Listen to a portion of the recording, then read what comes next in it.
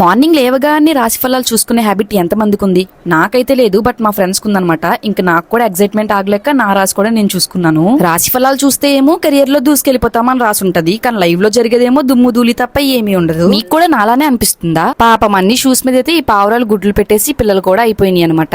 ఇంకా వాటిని ఇబ్బంది పెట్టలేక అన్నయ్య అయితే పాపం అన్నయ్య షూస్ ని త్యాగం చేసేసారు. ఇంకా టిఫిన్ చేసేసారు. మనం ఎక్కడున్నా ఇడ్లీ తింటాం కాబట్టి ఇంకా ఇడ్లీ తినేసి వర్క్ అయితే స్టార్ట్ చేసామన్నమాట. ఇంకా ఈ శ్రీలక్ష్మి టేబుల్ ని నేనైతే కబ్జా చేసేసాను. ఇంకా మేము వర్క్ చేసిన తక్కువ తిన్నదే ఎక్కువ అయిపోయింది. ఇలా అందరూ ఒకే దగ్గర ఉండి వర్క్ చేసే ఫీలింగ్ మాత్రం భలే ఉంది అసలు. నార్మల్ గా డైలీ వర్క్ చేసినప్పుడైతే ఏమైనా డౌట్స్ వస్తే స్క్రీన్ షేర్ చేసి క్లారిటీ తెచ్చుకునే వాళ్ళం. బట్ ఈసారి అలా కాదు, పక్క పక్కనే ఉన్నాం కాబట్టి హ్యాపీగా డౌట్స్ అన్ని ఈజీగా సాల్వ్ చేసేసుకున్నాము.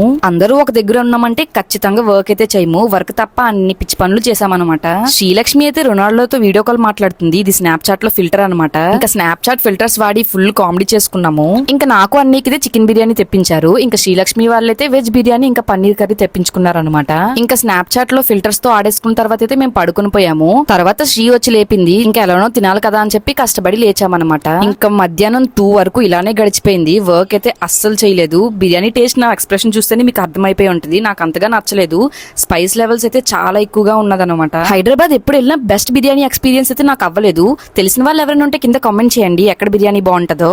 ఇంకా తినేసాక వర్క్ అయితే స్టార్ట్ చేసాము. సరే మరి టాటా.